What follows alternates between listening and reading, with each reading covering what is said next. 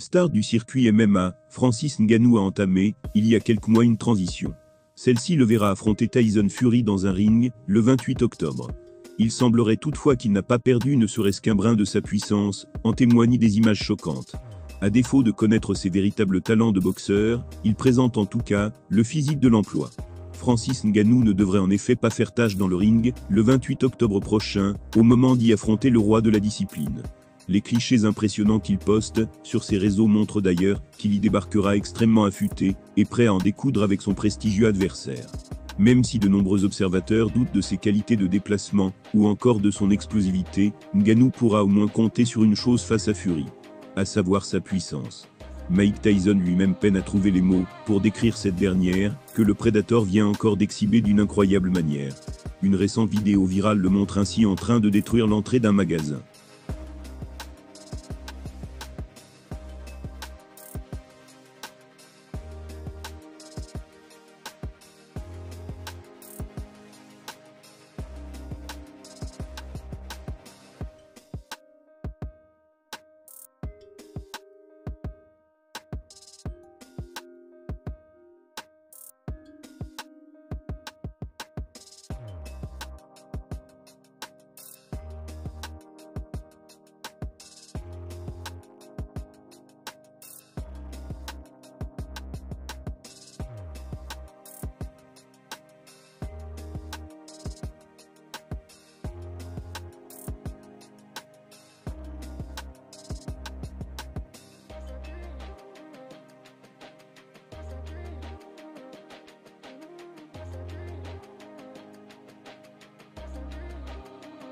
Croyant faire face à une porte qu'il aurait fallu pousser pour l'ouvrir, Francis a vite perdu patience en voyant ses efforts ne pas payer. Finalement, le simple fait d'ajouter un peu de force dans son geste a provoqué la destruction des vitres auxquelles il faisait face. Une scène à peine croyable, et qui a mis très en colère le propriétaire de la boutique, qui n'a pas hésité à passer une soufflante à l'ex-champion UFC. Après une brève discussion, tout a néanmoins semblé rentrer dans l'ordre, puisque le colosse camerounais aurait promis à son interlocuteur d'assumer les frais de réparation. Les deux hommes ont même pris le temps de poser côte à côte pour une photo virale, cette fois-ci avec le sourire. Décidément trop costaud pour ce monde, Francis Ngannou ne peut même pas malencontreusement pousser une porte, censée être tirée sans la fracasser. Heureusement pour lui, il possède la fortune pour parer à ce genre de mésaventures.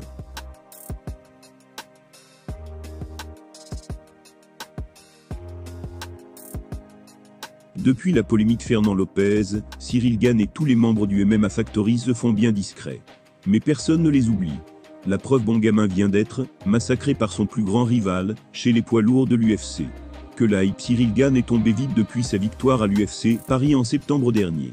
Il a poussé l'arbitre à arrêter le combat contre le Moldave Sergei Spivak, dans l'octogone de l'Accor Arena. Le tout après une prestation maîtrisée de bout en bout. Avec ça, de nombreux observateurs pensaient qu'il reviendrait rapidement dans la course à la ceinture. Le problème, c'est qu'aujourd'hui, bon gamin se retrouve plongé dans une polémique qui le dépasse un peu. Quand Fernand Lopez a été dénoncé publiquement pour ses graves violences conjugales contre son ex-femme, c'est tout le MMA Factory qui a été terni. Et le fait qu'il ne s'exprime pas sur le sujet pour condamner son mentor n'aide pas franchement sa réputation. Ajoutons à cela le fait qu'il refuse de combattre certains rivaux talentueux, ce que Dana White déteste. On se retrouve donc dans une situation assez floue concernant l'avenir de Cyril Gane. Tom Aspinall avait fait le déplacement à Paris pour le confronter avant de se faire remballer. Il vient de prendre la parole et de détruire l'ancien champion intérimaire. Il ne comprend pas son mépris alors qu'il reste sur 2 victoires et 2 défaites sur ses 4 dernières apparitions. Voilà ses mots, ce gars agit bizarrement. Refuser de me combattre n'est pas sa décision la plus intelligente, et je ne parle pas que de ça. Je parle de toute son approche de la situation. On dirait un enfant riche pour y gâter, qui pense qu'on lui doit tout. Il est là à se dire qu'il vaut mieux que ça. Sérieusement, il était champion intérimaire, il a eu la chance de combattre Francis Ngannou pour la vraie ceinture, et il a perdu.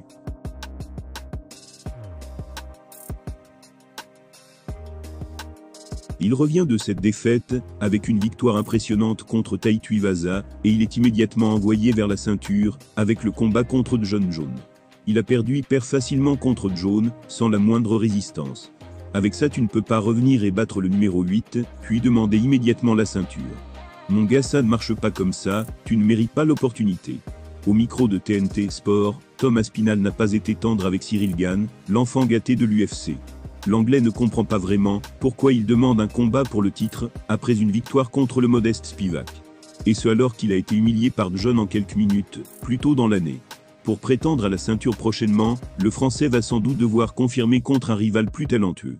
Cyril Gane estime qu'il n'a pas à combattre des adversaires classés derrière lui chez les poids lourds. Mais s'il veut décrocher une ceinture un jour, il n'aura sans doute pas le choix. D'autres ont des dynamiques bien plus positives que la sienne, ils méritent objectivement leur chance.